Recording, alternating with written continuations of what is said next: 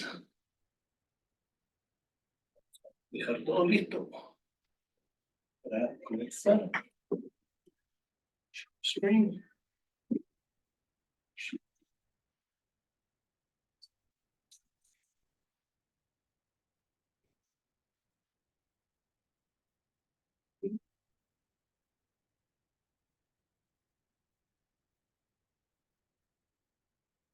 Bien, aquí tienen para adelantar, retroceder, acá, adelanta, retroceder, y acá un puntero que se ve ahí. Adelante. Muy buenas tardes, bienvenidos todos a otro seminario del doctorado en Ingeniería y Ciencias con la Industria. Hoy día tenemos el honor y el placer de contar con la profesora Mariel Lavieri, que es Associate Professor y Associate Chair for Undergraduate Studies del Departamento de Industrial and Operations Engineering en la Universidad de Michigan. La profesora Lavieri ha desarrollado programación dinámica, control estocástico y continuo y ecuaciones de estados parcialmente observados y monitoreo y tratamiento para los pacientes crónicos con problemas crónicos.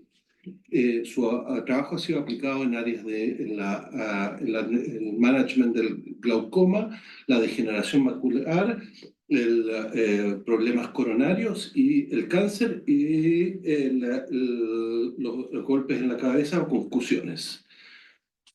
Ha sido el recipiente del Distinguished Mentor Award del NCHR, el National Science Foundation Career Award, y the International Conference on Operations Research Young Participant with Most Practical Impact Award, y el Bonder Scholarship, y el Scala Best Paper Award, y el San Jacques Ampana Mantora Research Excellence Award.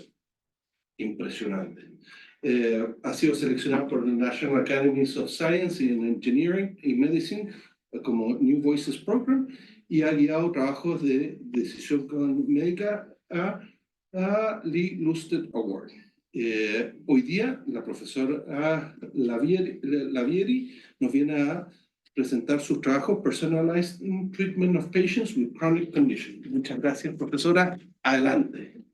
No, muchas gracias. Y lo sabía, lo hubiera escrito en español, pero no se No se preocupe, en mi rol hacer algo, por lo menos. Pero bueno, sí estoy feliz de poder estar hablando con ustedes, tanto los que están aquí como los que no están viendo el Zoom. No sé dónde está la cámara, pero no aparece. En la esquina allá. Ok, bueno, gracias por vernos por Zoom. Y bueno, voy a hablarles un poco de mi trabajo y decidí que hoy iba más que todo a hablar sobre la parte de tratamiento. Y voy a estar hablando sobre enfermedades crónicas. Entonces, déjenme empezar con enfermedades crónicas. Enfermedades crónicas son enfermedades que tardan cierto tiempo y progresan a medida del tiempo. Voy a hacer lo mejor posible para hacer en español. Puedo decir que tengo mucho más práctica dando charlas en inglés que en español. Así que esta charla en específico nunca la he dado en español. Así que vamos a ver cómo va. En Estados Unidos nos preocupamos mucho por el costo de la salud, entonces gran parte del costo de la salud de Estados Unidos está relacionado con enfermedades crónicas. Antes de venir a Chile tuve que ver cómo son las enfermedades en Chile y podemos ver que las causas de muerte en el 2019, pongo 2019 porque con el COVID yo siento que es un cambio que quizás regrese nuevamente a lo que había antes. Entonces en el 2019 las causas de muerte eran... Hoy voy a estar hablando de stroke y heart disease, cosas que las que voy a estar hablando hoy. Algo que me llamó la atención fue también cáncer de estómago, que no lo tenemos tanto allá en Estados Unidos. Son algunas diferencias, pero enfermedades crónicas tienen un gran papel en las razones por las cuales las personas quizás ya no estén con nosotros. Entonces quizás sea bueno estudiarlas. A mi punto de vista, yo estudié mi background en programación dinámica y decisiones secuenciales. Entonces el hacer cosas con enfermedades crónicas siempre ayuda porque puedo tener a pacientes por suficiente tiempo para poder tomar decisiones. Aquí hay algo que conseguí hace bastante tiempo, pero venía de Nature y decía que en el 1900 la causa de muerte podía haber cosas agudas y otras causas, pero ya para el año 2000 ya vemos que enfermedades crónicas de verdad juegan un papel importante. Y he aprendido durante mi corta estadía en Chile también que su población está también poniéndose más y más mayor. Y a medida que más mayor se ponga, más enfermedades crónicas quizás vayan a empezar a tener. Entonces es importante considerarlas. Puedo decir que cuando uno está viendo enfermedades crónicas o enfermedades en general, hay muchos niveles. Está el nivel de operaciones. Y en ese nivel, bueno, vamos a empezar. Enfermedades a nivel de enfermedades médicas o cómo manejar a los pacientes. Tenemos las operaciones, tener los recursos y tenemos la parte política, por ejemplo, a nivel como mucho más alto, cómo tomar decisiones para la nación. Muchas veces cuando yo empiezo a hacer este tipo de problema, lo primero que pienso es quién va a tomar la decisión. Porque si una decisión que el hecho que yo hiciera un modelo no va a cambiar nada, no gasto tanto tiempo, no voy a gastar el tiempo haciendo eso. Pero si sé quiénes van a tomar la decisión, eso va a influenciar cuál va a ser mi objetivo, si aquellos que estudian optimización. Voy a tener varias personas tomando decisiones juntas, eso quizás también afecte el tipo de decisiones que se van a hacer. Y también es importante pensar cuándo se toman las decisiones, porque para ese momento también va a influenciar el tipo de modelos que puedan ser usados. Puedo decir que no siempre yo hago programación dinámica. Hoy voy a hablar sobre programación dinámica, pero he hecho también otro tipo de modelos. Este es un esquema que hice cuando recién empecé en Michigan, en el 2009. Llevo cierto tiempo ya. Y me pidieron presentar en una sola diapositiva lo que yo hacía. He cambiado un poco, pero es más o menos lo que hago yo, y así les da una idea de mi trabajo. Entonces yo puedo decir que hago Healthcare Operations Research. Los colores de Michigan son azul y amarillo, entonces lo tenemos así. Y en la parte de, a nivel de aplicación, trabajo tanto a nivel de política y operaciones, capacidad, pensando en la capacidad, cómo fluyen los pacientes y tener suficientes personal para cuidar a los pacientes, como a nivel de disease management, de las enfermedades. Y aquí podemos ver más o menos lo que pasa. Hay pacientes que están, que pueden llegar a enfermarse y si cada cierto tiempo hay que chequear esos pacientes. En algún momento quizás se detecta la enfermedad, que es la diagnóstica, y hay tratamientos. Y aun cuando hay tratamientos, hay que seguir a los pacientes. No se le quita la enfermedad, solo quizás sea menor. Entonces aquí podemos ver que cuando uno busca literatura sobre esta área de disease management, va a conseguir quizá en cada una de esas zonas. Y mucho de lo que yo he hecho es, sí, trabajar en cada una de esas cajitas. Yo hoy voy a estar hablando sobre tratamiento más que todo. Pero algo de que me interesa bastante es, yo veo mi investigación yendo hacia esas intersecciones. Hoy voy a hablar más que todo sobre esta parte de disease management, pero puedo decir que es algo que hoy en día estoy viendo más, es cómo asegurarme si yo digo que este es el tipo de tratamiento que hay que tener. Y hoy el tratamiento va a ser más que todo medicina, entonces hay mucho más, pero hay muchas veces, por ejemplo, MRIs, cuando estamos detectando cáncer. Puedo decir que tan frecuentemente chequear a un paciente, pero si no tenemos suficientes máquinas, no funciona tenerlo. Entonces estoy mencionando esto para que sepan que el mundo es mucho más grande de lo que yo estoy hablando hoy. Hoy solo les voy a hablar un poco de lo que he hecho. Y para eso voy a hablar entonces de tratamientos flexibles para enfermedades cardiovasculares. Este fue trabajo más que todo de mi estudiante de doctorado, Wesley Marlet, que ahora estamos. También lo hice con gente de estadística y Jeremy y Rod Hayward, que son parte del VA, el Hospital de los Veteranos y también de la universidad, para asegurarme que también la parte médica estuviese incorporada. Vamos a hablar entonces de enfermedades cardiovasculares y cuando uno habla sobre ello, las enfermedades coronarias son aquellas en las cuales los vasos sanguíneos se restringen y con eso puede llegar a causar infarto, puede causar enfermedades del corazón. Y hay muchas causas por ello, o factores que pueden aumentar el riesgo. Tenemos la diabetes, colesterol, fumar, la edad. Hay cosas que no se pueden cambiar. Uno cada año cumplimos más años. Pero hay algo que sí es bastante usado, que bastante, se controla bastante, y es la presión sistólica. Y de eso es lo que voy a hablar yo hoy. Estoy mostrando esto para que sepan que, aun cuando empecé con, esto es todo lo que podemos hacer, aún en crónica. después digo, bueno, que voy a hablar nada más de enfermedades coronarias. Ahora les estoy diciendo que voy a hablar solo de una partecita de esa y es cómo tratamos, asumiendo que las otras cosas son controladas igual que como funciona hoy en día, cómo controlamos la presión de los pacientes. Para controlar la presión de los pacientes, esta es una forma que podemos pensar cómo funciona el sistema, en el cual siempre yo pongo así por horizontal tiempo, y empezamos con pacientes que todavía no han tenido, tienen riesgo de tener infartos, de tener eventos, pero todavía no lo han tenido. Son personas de alto riesgo. O sea, no somos todos, lo que puedo decir mi esposo sí, todavía ya toma de estas medicinas, pero son personas que todavía no han tenido ninguno de estos eventos, pero cada cierto tiempo son chequeados en la consulta médica para chequear la presión y ver cómo están. Y a medida que se chequea la presión, quizás deciden darle cierto tipo de medicamentos para disminuir la presión. Como dije, está disminuyendo los vasos, entonces quizás tienes que hacer algo para que la presión no sea tan alta. ¿Cómo lo hacen? Deciden el tratamiento y el tratamiento va a tener un efecto en la presión. Ese efecto va a cambiar el riesgo de tener eventos. A ti no te importa tanto la presión, lo que te importa es no tener eventos, no tener un infarto.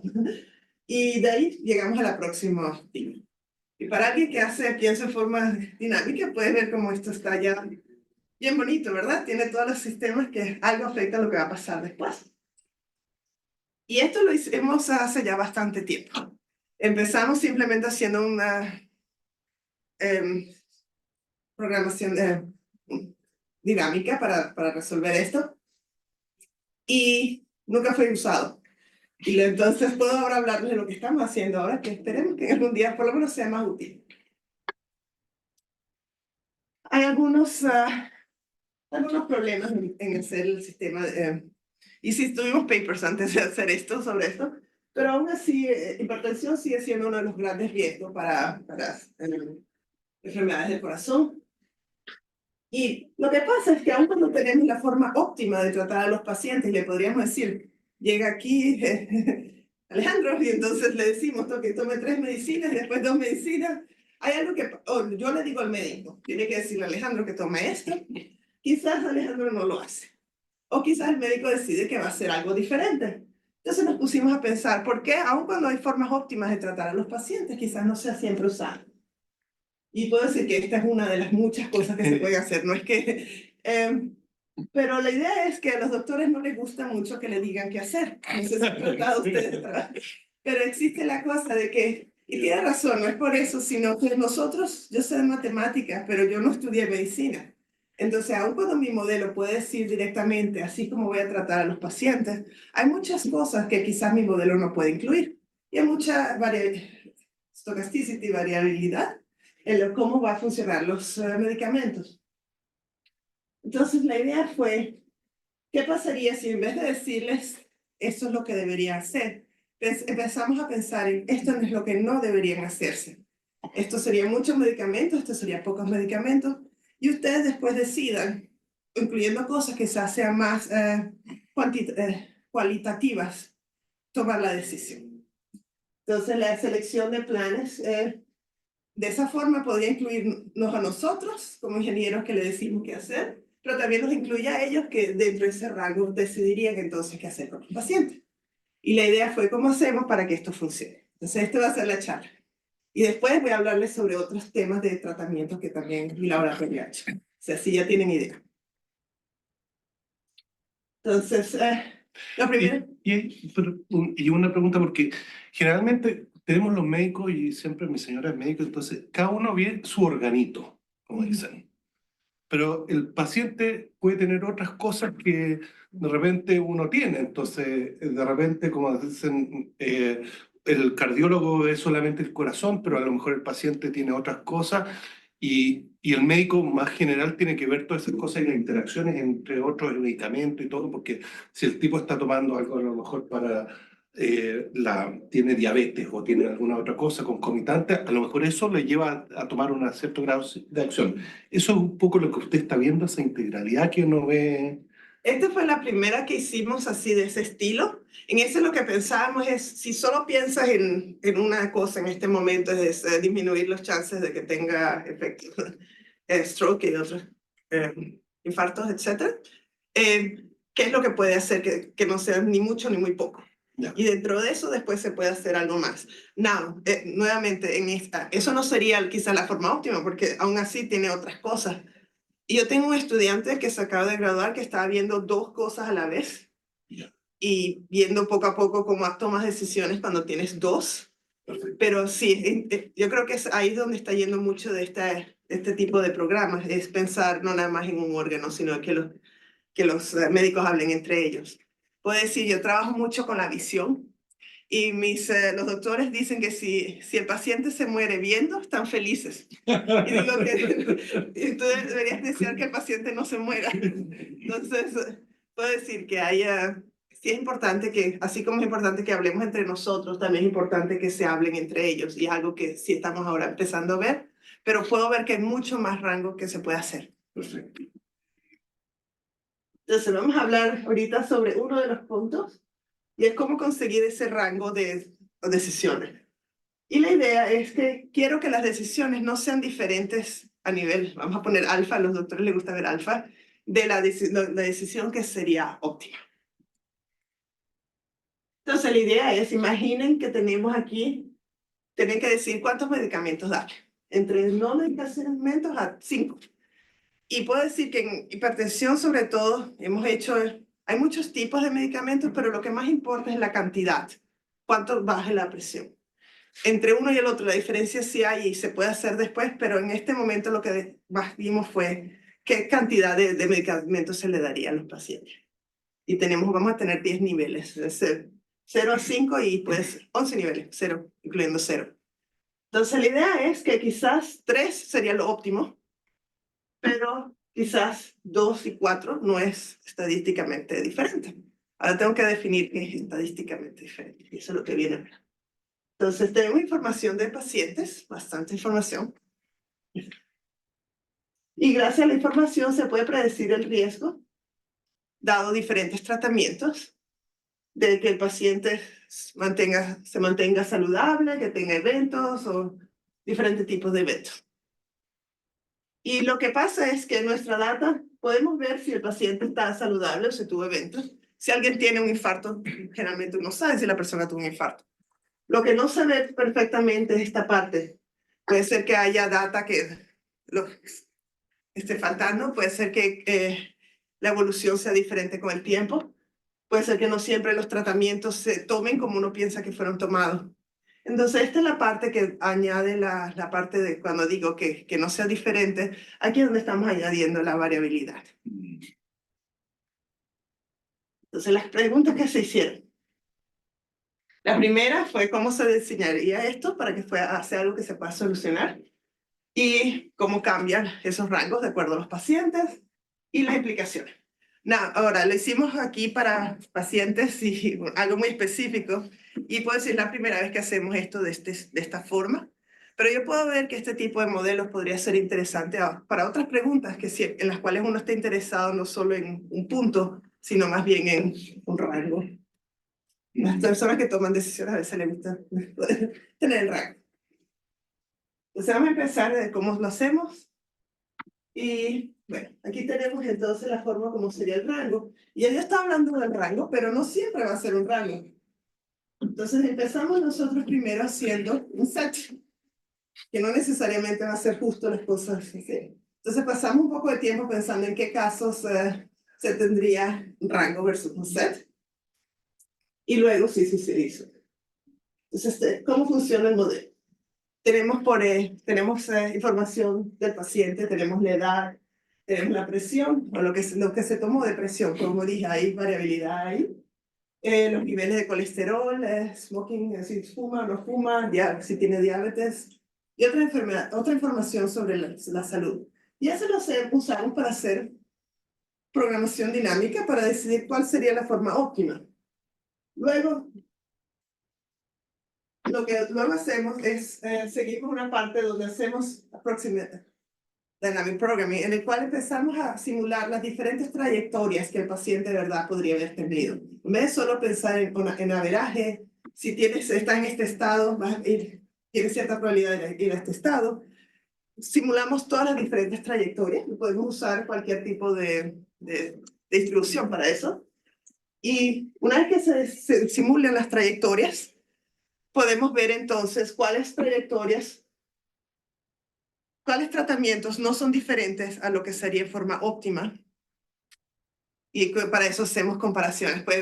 Así puede ver cómo terminé trabajando con gente de estadística, la parte de asegurarme de que las comparaciones funcionasen. Fue gran parte trabajando con ellos y de ahí obtenemos los rangos. Entonces lo que podríamos tener es, por ejemplo, en el año 1, el paciente debería tomar de 0 a 1 medicamentos, en el año 2 de 0 a 2, va al paciente y se le da esa información al doctor. Y el doctor dice, bueno, puedes tomar de 0 a 1, quizá el doctor decida, quizá el doctor mande a tomar 1, pero si tomó 0, no va a haber gran diferencia. Y entonces así se sigue. Él regresa al año 2, se vuelve a resolver el problema y ahí se decide. Entonces, ¿cómo hacemos la primera parte de decisiones? Y esto es bastante estándar, puedo decir. Hay decisiones en diferentes tiempos donde están decidiendo cuánta medicina darle a los pacientes. Los estados es toda la información que uno necesita para modelar cómo va la enfermedad del paciente. La acción es cuántas medicinas darle. Digo, esto no digo que sea gran diferente de lo que ya se ha hecho bastante en nuestra. Quizá ustedes no hacen tanto de medicina, entonces quizá esto le parece, pero es bastante estándar. Las transiciones, ¿qué se necesita? Para saber cómo está el paciente, uno tiene que saber el tipo de eventos que puede llegar a tener, los chances de que muera el paciente de esos eventos, efectos. Y antes de hacer esto, mi estudiante pasó gran tiempo haciendo simulaciones simplemente de la población. Antes de hacer, es decir, no empezamos con esto. Ese fue el último paper que hizo antes de graduarse, que todavía estamos tratando de publicar, así que estamos en work in progress. ¿Y cómo medimos si una decisión es mejor a otra? Eso lo hacemos usando la calidad de vida. Cada año que uno vive, menos hay que ajustarlo por diferentes tratamientos. Si vives un año sin tratamiento, va a ser mejor a vivir un año con tratamiento. Y cada vez que hay eventos, eso va a causar también efectos. Yo puedo decir, la parte de quality of life es algo que es bastante discutido en nuestra vida, en nuestro grupo, porque es algo bastante subjetivo. Entonces, lo usamos en este caso porque puedo decir, fue lo mejor que pensamos, pero ¿cómo dice uno que un año de vida con medicina versus sin medicina vale mucho más o menos? Tuvimos un paper en el cual nosotros básicamente veíamos cuánto deberían cambiar esos quality of life para de verdad cambiar las decisiones. No lo hicimos ahorita, pero hemos visto bastante sobre eso, porque quality of life no siempre es ideal. Y es más, la academia en Estados Unidos, NIH, últimamente está evitando más y más usar quality. Entonces, lo usa, pero tenemos que usarlo pensando que es algo cualitativo. Uno puede medir cuántos años uno vive, y yo lo mido, ustedes lo miden iguales. Pero cómo se siente el paciente tomando medicina cambia de acuerdo al paciente. Finalmente tenemos que poner algo para pensar qué pasa al final de tomar todas las decisiones, para evitar decir, bueno, terminó las decisiones, se muere el paciente, no se muere, es lo mismo. Queremos que el paciente termine bien. Lo hicimos 10 años y no... ¿Ah? Y ahí usted está suponiendo la adherencia al tratamiento es perfecta, el paciente sigue lo que el médico le dice. En sí lo asumimos. Ya. Pero, como dije, lo estamos simulando todas las formas. Cuando hay forma de añadir eso. Tuve otro estudiante que hizo adherencia y fue lo que más se dedicó. Entonces, ya. No, pero en este caso no hay, se supone, buena adherencia. Bueno, se supone que toma algo en el rango. Ya. Perfecto. No, si digo de 0 a 2, puede ser 0, puede ser 2, pero toma algo en ese rango. Entonces, una vez que tenemos forma de modelar la forma de cómo se tomarían las decisiones. La siguiente es cómo hacer para modelar las diferentes trayectorias que se podrían tener. Y es un poco, vamos a mostrar aquí. A algunos de ustedes les parecerá interesante, a otros les parecerá bueno. ¿Qué se hace? Hay un par de slides de esto y después vamos a la parte más práctica. Entonces, lo que hacemos es que para cada estado y toma de decisión, estamos pensando en forma como yendo hacia atrás, en el cual empezamos desde el final y decimos en cada estado cuántos años esperaría vivir. Y luego lo que hacemos es, lo vamos hacia atrás y simulamos si empezaras en el año anterior, qué trayectoria podrían tener los pacientes. Y para ello, y con ello podemos tener distribución sobre qué trayectorias podría tomar el paciente entre el tiempo t y t más 1, si se diese cierto número de medicamentos. Entonces, estamos mezclando programación dinámica ahora con simulación. La simulación nos permitiría añadir cosas como adherencia o cualquier otra cosa, porque es simplemente qué pasa entre un periodo y el periodo anterior. Podría añadirse podría añadirse, por ejemplo, los medicamentos no están disponibles. O si uno hiciera cosas con recursos, los recursos no están disponibles. ¿Qué pasaría? La parte de parallel processing, mi estudiante se preocupó mucho en poder resolverlo en forma rápida, entonces pasó bastante tiempo en cómo lo resolvemos. Y van a ver que muchas de estas slides tienen esa parte de batching y parallel processing. Esto es más que todo para uno poder decir, lo podemos hacer en forma rápida. Pero la parte interesante, yo digo, es el hecho de que estamos simulando las diferentes trayectorias. Entonces, una vez que simulamos las trayectorias, lo que hacemos es que comparamos las trayectorias entre ellas con lo que sería óptimo en expectación.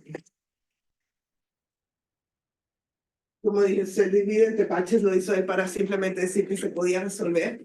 Es un problema bastante grande cuando empezamos a modelar todas las trayectorias.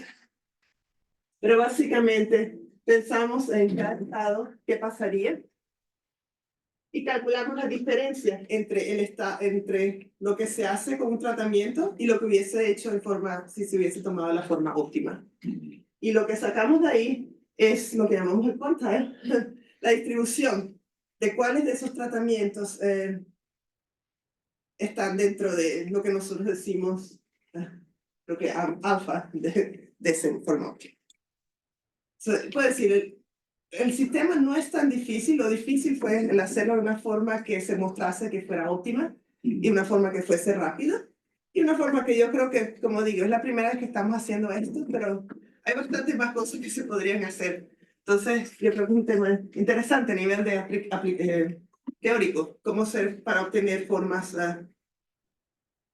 prácticas. Entonces, pasó mucho tiempo mostrando que esto funcionaba y si están interesados en el paper, feliz de compartirlo. Pero las dos cosas que puedo decir es que si hacemos la simulación, podemos mostrar que sí obtendríamos la forma óptima y pasó bastante tiempo mostrando eso. Para nosotros, convergencia es algo que siempre tenemos que mostrar cuando estamos haciendo programación Proximate Dynamic Programming. Y también que los intervalos de verdad son óptimos. No voy a pasar tiempo mostrando las pruebas. Y hay una sola pregunta, porque acá el problema es tractable o no, porque, chuta, a lo mejor si yo comienzo a tomar todos los medicamentos al principio, muy bien, y si después los dejo, es distinto a que si yo hago lo mismo al principio, pero después al final, en ese sentido, ¿es tractable el problema o no? Sí, es tractable, pero es tractable por varias cosas que hicimos para que funcionase. Ya. Entonces, estoy saltando bastante aquí, pero siempre podemos mostrar cómo lo hacemos. Podemos mostrar que sí se puede hacer, y se puede hacer con Bacomer. Voy a ponerle el juego. Se puede simular suficiente para que Ahí se vuelve, sí. para que sí llegue a, bueno, tractable almost always. Siempre ponemos el almost always, así que no es 100%, pero es almost always fue lo más que pudimos hacer. Siempre puede existir un caso en el cual no converja, pero en este caso el almost always fue lo que llegamos a hacer. Entonces puede llegar a ser, y a nivel de los intervalos, pues esta es la parte más mía de programación dinámica, va a resolver el problema si lo hacemos de esta forma. Y esta fue la parte del de mi compañero de estadística que dijo, cuando hacemos las comparaciones también, el intervalo que vamos a obtener haciéndolo en forma de simulación sería el intervalo que obtendríamos si lo resolviésemos directamente. Siempre cuando tengamos suficiente, pasamos bastante tiempo viendo que era suficiente, mostrando cómo funciona. Entonces llegamos acá. Si están pensando, bueno, ¿qué hice? La idea aquí simplemente estamos haciendo programación dinámica combinada con simulación. La parte de la simulación nos está ayudando a obtener rangos de tratamientos. Y ahí se le puede añadir cualquier cosa al sistema de simulación, cualquier cosa, bastantes cosas se le pueden añadir. Y la idea es que aún así siempre se está obteniendo algo que va a incluir lo óptimo, lo que estamos diciendo, con cierta probabilidad. La probabilidad es algo que nosotros damos. Entonces, ¿qué pasó? Entonces yo estaba hablando sobre rangos, pero todo lo que hicimos hasta este punto fue simplemente sets. La idea fue que en qué caso se obtendrían rangos versus sets. Quizás no le importe tanto a ustedes, pero a nosotros nos pasó bastante tiempo mostrando esto. Lo pasamos mostrando fue porque cuando uno sabe que es un rango, puede hacer cosas mucho más rápidas. Cuando está diciendo cómo hace para que vas a tener muchas formas. Por ejemplo, si vamos a decir esta 4 es óptima, solo tenemos que chequear 3. Si 3 es óptima, chequeamos, si 3 está en el rango, chequeamos 2. Si 2 es óptima, chequeamos 1. Si 1 ya no es óptima, no hay que chequear el 0. Entonces ese es uno de los trucos que pudimos hacer para poder resolver. Esto fue algo pequeño, no teníamos 10 acciones, 11 acciones. Estamos interesados ahora en ver cómo hacerlo en algo mucho más grande, cuando hay más de 11 tipos de acciones que se pueden tomar, y quizás hay que hacer más trucos, pero aquí. Y una pregunta, ¿y cómo ordenan las acciones? Porque quizás 3, me imagino, no sé si es ordenado por cantidad de medicamentos, Sí. pero quizás 3 medicamentos no aumentan necesariamente, si son estos 2 específicos medicamentos, quizás es mejor que 3 no buenos, no sé. Sí, lo ordenamos en cuánto bajaría la presión en la variable. Como el efecto que tiene sobre el paciente. Sí, porque ahí tú estás pensando que hay una continuidad en el tratamiento.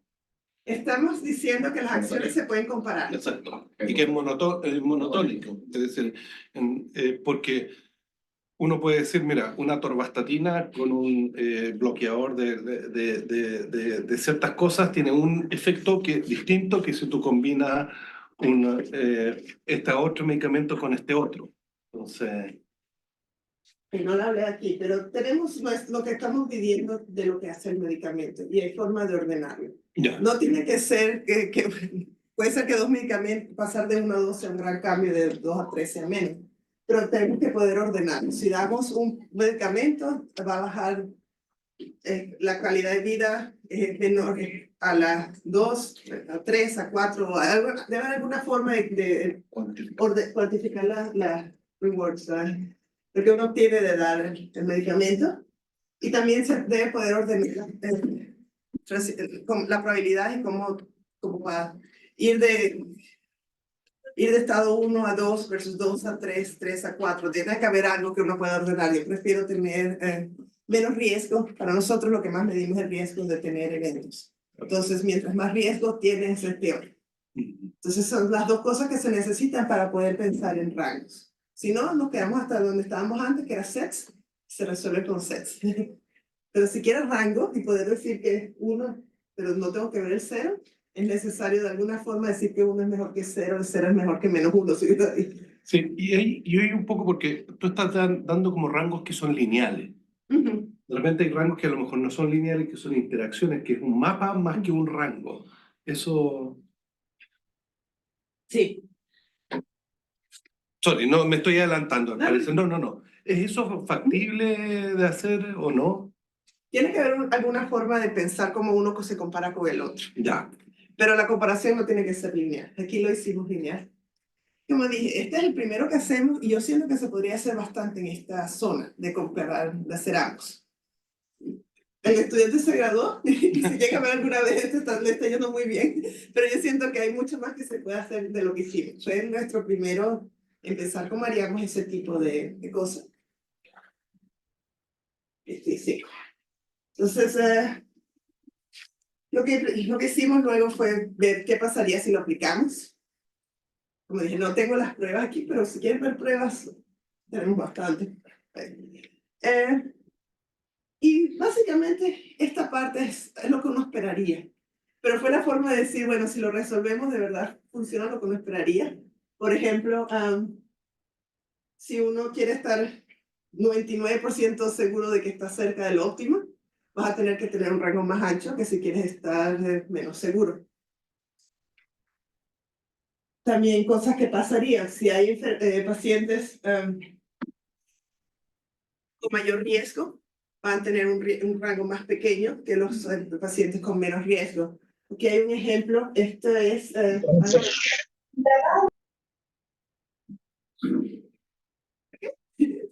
van a ver acá aquí en el eje X, ven el tiempo.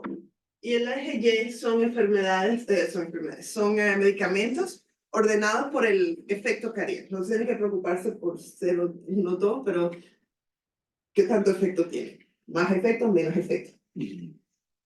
Y tenemos la guía para este paciente, que es una mujer de 54 años, cuando empieza a tomar la decisión. Y está en este momento diciendo que recomienda entre 0 y 1, bueno, 0 y 2, uno de cada estilo. Y después va aumentando con el tiempo. Ahora, si tuviésemos, y creo que esta no diabética, no bajo colesterol, básicamente bastante saludable. Tenemos el mismo paciente, pero que fuera hombre. Y pueden ver, y entre lo azul clarito, que no se ve tanto, es el rango que recomendamos. Y aquí podemos ver cómo el rango es más pequeño. A cierto tiempo está empezando a recomendar que empiece a considerar algunos de los medicamentos.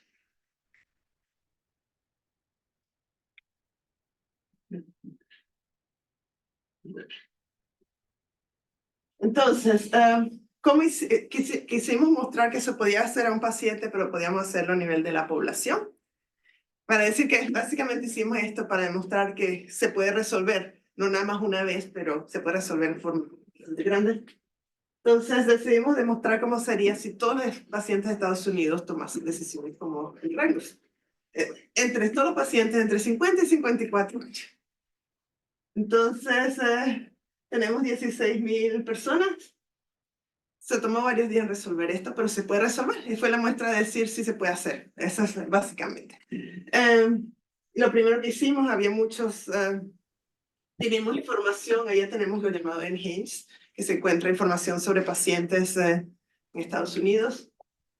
Y pudimos, básicamente, tuvimos que hacer bastante tratamiento. No tenemos información de 16 millones de personas, tenemos información sobre los diferentes grupos, hicimos una simulación de qué pasaría si se implementase y generamos una población sintética. Entonces no es la población de verdad, no tenemos eso. Sí, en Estados Unidos todo es muy, muchos compartimentos, entonces cada hospital puede tener información de sus pacientes. Pero con eso pudimos hacer una simulación de qué pasaría si usáramos. Entonces aquí tiene un ejemplo de qué pasaría. Eje X es el año. Eje Y es cuántos años se salvarían en millones de años si se implementase este tipo de modelos. Esto es algo muy común de hacer. Puedo decir que aun cuando se implementase, habría mucho más cosas que afectarían que esto nada más. Entonces yo diría que es un upper bound de lo que podría ayudar. Pero básicamente tenemos diferentes cosas. Por ejemplo, si se implementase, lo primero que pensamos fue, bueno, ¿qué pasaría si tomasen la menor cantidad de medicinas que siempre ofrecemos? ¿Qué pasaría si tomasen la mayor? Hay un micrófono ahí, le estoy preguntando. Sí. No, yo lo veo acá. Continuar.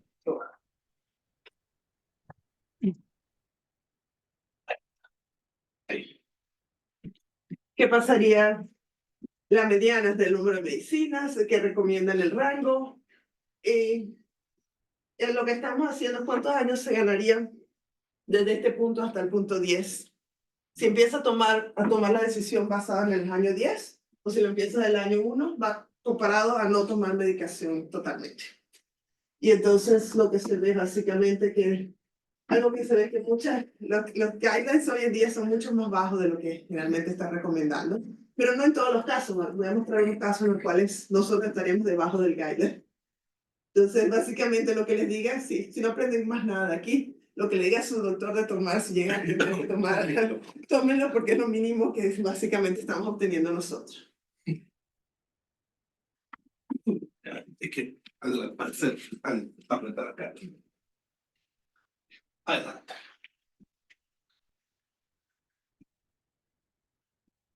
Y sí, siempre, si uno piensa en cuánto tratamiento están diciendo el Clinical Guidelines, sí es menor a lo que sería óptimo. Y puedo decir que es menor porque el nivel de side effects que tienen estos medicamentos son muy bajos, pero lo que pueden tratar de quitar es mucho más grande de lo que generalmente uno piensa. Entonces yo creo que esa es la razón, pero no es en todos los casos. Hay casos en los cuales, por ejemplo, aquí puede ver, si tomase lo mínimo que nosotros estamos diciendo, a veces es menor. Y no tengo un gráfico mejor que comparar las dos, pero hay casos en los cuales sí, el rango, el mínimo, el current guideline está en el medio de los dos.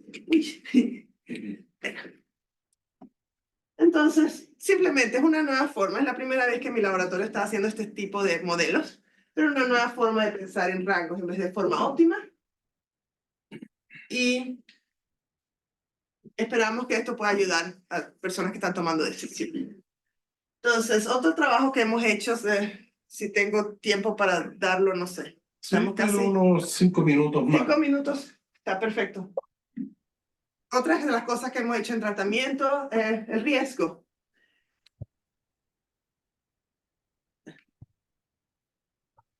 Vamos a decir, tenemos dos tipos de tratamiento. Hay tratamiento 1, tratamiento 2. Tratamiento 1 tiene 40%.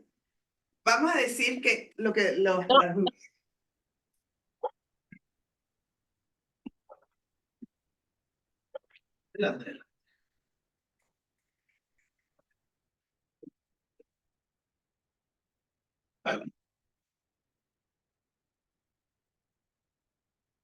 tratamiento,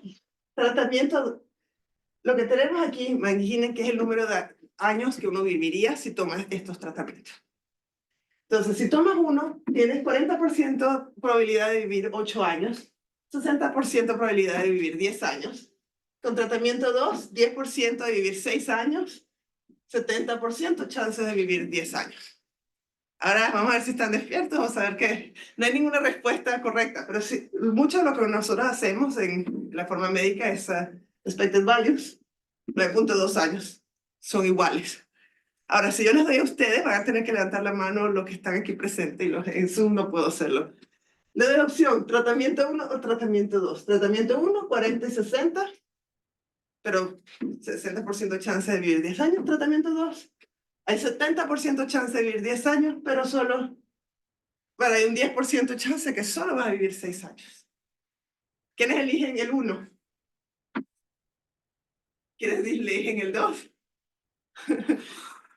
Ok, ustedes les toman riesgo, les gusta la parte que dice, bueno, voy a tomar riesgo. Entonces, si es neutral, no tomaría. Entonces, esa fue una charla que estaba hablando yo con gente de finanzas y pensé que quizás es bueno pensar no solo en que pase el averaje, pero quizás qué es lo peor que puede pasar o qué es lo mejor. En este caso, nunca he tenido audiencia que siempre todos quieren tomar riesgo. Podría ser de esta otra forma. Entonces, en vez de estar resolviendo de forma averaje, quizás sea interesante pensar en el mejor de los casos o el peor de los casos y optimizar en esa parte. Otra cosa que hemos hecho es que los pacientes quizás no sean honestos. Usted tomó su medicina, estaba preguntándome, sí, claro que la tomé, pero quizás el paciente no la tome. Y eso está referido a información cualitativa que el paciente le da al doctor. Hay la cuantitativa y siempre se le mido la presión, puedo saber cuál es su presión, pero le pregunto si tomó la medicina, quizás lo dice, quizás no lo dice, ¿verdad? Entonces, tuve un estudiante que se empezó a ver esta área, y otra área que me parece de interés hoy en día, es el hecho de que tenemos muchos agentes que están tomando decisiones juntas. Quizás el doctor, su objetivo es que la persona viva la mayor cantidad de tiempo y quizás el paciente tiene otro tipo de objetivos. Entonces, de esta forma lo que hicimos fue una especie de juego en el que poco a poco el paciente sabe que el doctor está tomando decisiones, el doctor está tomando decisiones basadas en lo que el paciente dice y está tratando de aprender qué tipo de paciente es. Entonces, si está interesado en esta área, feliz de hablar más sobre eso, pero... Y la otra parte, como estaba mencionando, tengo interés en los recursos. Y entonces, cómo tratar a un paciente es algo que se puede hacer y seguir haciendo, pero también es importante pensar si los recursos son limitados, cómo usarlos. Algo que hemos mostrado es que mientras más recursos hay, tenemos esta parte de margin of returns. Entonces uno puede empezar a pensar cómo optimizar para tratar de usar los recursos de la forma más adecuada. Entonces, cosas que se han aprendido. Mucho de esto ha tomado tiempo y bastante hablar con las personas que están tomando decisiones. Los colaboradores son importantes para asegurar que los modelos sean de ayuda. Y yo sigo pensando que yo siempre empiezo con problemas reales, que después se convierten en parte técnica. A mí me encanta la matemática, pero necesito tener todavía la parte real detrás para mí. Aun cuando es muy importante, puedo decir que si estoy siendo grabado, la parte matemática de por sí es muy, muy importante. Pero puedo decir que cuando personas como yo que empezamos con la parte más práctica, también podemos hacer problemas interesantes. Y es importante para mí hacer que mi trabajo sea accesible. Puedo decir que mi charla esta quizás sea la menos accesible porque tenemos un poquito de pruebas. Y a los doctores no les interesa tanto las pruebas. Puedo decir, le interesa, trátalo a mis pacientes y me dice si funciona. Pero vengan muchas veces lo que hago como una caja mágica que les dice, trate a estos pacientes o trátalo de esta forma. Pero muchas veces, algo que he aprendido con el tiempo, uno tiene estos modelos y después tarda mucho tiempo en que sean desde ahí hasta aplicación, porque tenemos que pasar por clinical trials y todo eso antes de poder hacerlo. Uno tiene la mala decisión en la industria y tienes dinero, pero tienes la mala decisión aquí, se muere el paciente.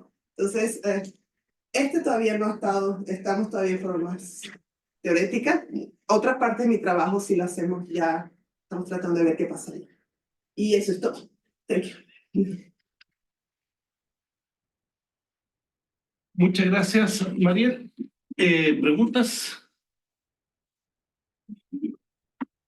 Me interesa un poco la parte de las simulaciones, porque finalmente poder validar o evaluar cuáles son las mejores decisiones dependía harto de cómo lograron ustedes capturar vía simulaciones el outcome del paciente, si hacía o no hacía, y yo me imagino que depende de, o sea, dos pacientes parecidos tomando los mismos medicamentos pueden tener outcome distintos simplemente por, no sé, genética, por cómo siguen los tratamientos, lo que sea. ¿Cómo lograron hacer ese simulador atrás? ¿O cómo lo capturaron Voy a decir que todo empezó fue con una simulación y después fue que pusimos la parte de decisiones en la cual teníamos pacientes y sí simulamos las diferentes trayectorias que podían llegar a tener. Y después, ¿qué validación tuvimos? Fue en ese momento se mostró bastante a los colaboradores, hacíamos cosas como, por ejemplo, te esperarías en tu hospital usar este tipo de medicamentos, este número de medicamentos para la población. Si tuviese este paciente, estamos diciendo que esto es lo que pasaría, pensarías, ejemplos del paciente. Y luego hicimos separados la parte de optimización dinámica, en la cual hacíamos todo con averaje. Fue solo al final que llegamos a unir las dos, en la cual se simulaba y se chequeaba que pasaba lo mismo. Una de las otras cosas que hicimos es ver si los rangos que teníamos, qué tanto se acercaban a lo que uno esperaría en averaje. Otra de las formas de chequear que funcionase. Pero sí, tuvimos un paper solo en la simulación y después fue este que vino de la otra parte. Y puedo decir, mi background fue la programación dinámica. La parte de simulación tuvimos que aprender bastante para poder hacerlo. Y ahí fue cuando tuvimos también la persona de estadística para chequear que lo que estaba yo asumiendo ya había pasado. Gracias. Roberto tiene una consulta. Ahí, Roberto, adelante. Si quieres prender el micrófono. ¿Ahí sí se escucha? Sí, perfecto. Ok, ya. Para hacer corto, considerando el poco tiempo que queda, me gustaría consultarles ¿Cuáles son los criterios que tomó para empezar a hacer la simplificación para los datos a nivel al modelado del problema? En cuanto a programación, en cuanto a nivel de la programación. Porque he visto que hay varias consideraciones de variables, pero me cuesta en lo personal ver cómo homologamos lo que piensa el médico con lo que piensa el ingeniero o el gestor, que en el caso de Chile tenemos un administrador más, entre comillas, de infraestructura y un administrador técnico. Entonces, para empezar a traer las lecciones aprendidas del problema, de los problemas que estoy viendo actualmente. Muchas gracias. Así, ¿qué datos incluir para, si entiendo bien, estaban preguntando qué datos incluir para poder de verdad entender, Capturar adecuadamente capturar. la realidad. Sí. Sí, Bueno, gracias, disculpa la... así, no hay forma mágica de decir que siempre se hace de esa forma. Yo creo que gran parte fue, hicimos, como dije, todo empezó con una simulación. Y pasa muchas veces que yo quisiera hacer decisiones, pero primero tengo que demostrar que entiendo el sistema lo suficiente. Solo le estábamos añadiendo más y más cosas hasta que ellos estuvieron contentos y apenas estuvieron contentos pudimos seguir. Quisiera que hubiera una forma mejor de decir cómo se les puede hacer, pero básicamente fue eso. La simulación, para que tengan una idea, la simulación la llevó 2 años a mis estudiantes a hacer. La optimización, que es la parte que yo de verdad quería que hiciera, lo hizo en 1 año. Entonces fue y estaba haciendo otras cosas también, pero hubo mucho ida y vuelta sobre esto de verdad es lo que piensa que le pasaría a los pacientes. Que a nivel de nuestra carrera, la simulación solo apareció en Winter Simulation, no fue 2 años de eso para el Winter Simulation Paper. Y la otra parte que sí a mí me interesaba, esperemos que parezca que es mejor, pero sí está ahorita en review. Pero sí, cuánto añadirle fue básicamente hasta que llegamos a un punto en el cual lo que le mostramos, y mostramos básicamente muestra de qué pasaba en la población, pero también mostrábamos pacientes y decíamos, con esta información, esto es todo lo que necesitarías para tomar decisiones. Siempre hay más. Él tuvo un paper, por ejemplo, en genética. ¿Y qué pasaría si incluyese genética? Entonces, mientras estaba haciendo esto, empezamos a hacer otras áreas también, pero esa genética no era demasiado para acá. Entonces, también cuando uno hace programación dinámica necesitamos lo mínimo porque si no se pone demasiado grande el problema. Entonces, eso fue. Ok, muchísimas gracias. Ahí tengo una pregunta, porque algo que me impresionó fue que la recomendación del médico era muy por debajo de lo que era óptimo. Y eso un poco, ¿de dónde nace? Y porque eso también abre para las farmacéuticas un tremendo hoyo, porque están dando recomendaciones malas de dosificación de sus medicamentos. Entonces, efectivamente, en vez de ayudarte, no te están ayudando. Te están dando menos. Sí. Tuvimos un paper que básicamente decimos al revés. ¿Cuánto deberías pensar que es mala la medicina para tú decidir hacer lo que hacen hoy en día? Y era de verdad, era más de lo que uno pensaría que uno aceptaría. Yo creo que más que todo es, hoy en día se piensa, aunque sea toma eso y sería mejor en lugar de tratar de dar mucho más. Pero sí, los niveles son más bajos. Vienen de, lo que venimos ahorita son los guidelines de Estados Unidos, que no chequé cuáles había aquí en Chile, es posible que sean más o menos, no los tengo. Tengo la de allá, pero y a nivel general, lo que dicen que se debería hacer. Porque se dice uno incorporar, como tú dices muy bien, efectos secundarios negativos del medicamento. Porque, oye, acá en esto uno ve solamente cosas positivas. Si uno incorporara cosas negativas, a lo mejor ahí uno tendría que ajustarse más a la... Sí, pero puedo decir que aún así, si le mandan a tomar medicina, tómenla. Sí, la primera vez que yo empecé a trabajar con esto, pensé que era error de mis estudiantes. Y hemos probado diferentes, como dije, tuvimos uno que solo hacíamos quality of life, al revés. ¿Cuál sería el quality of life que debería tener? ¿Cuán malo debería ser el medicamento para de verdad llegar a este punto? Y era algo como bastante grande. Entonces, por lo general, yo diría que sí están debajo, en Estados Unidos por lo menos, de lo que... Pero ni siquiera lo hacen, entonces, ¿para qué decir tomar más? ¿Alguna otra pregunta? ¿Duda en la casa? ¿No? Muchas gracias, señor Gabriel. Los invitamos también entonces este jueves a otra sesión. Muchas gracias a todos, muchas gracias Mariel y nos vemos. Gracias.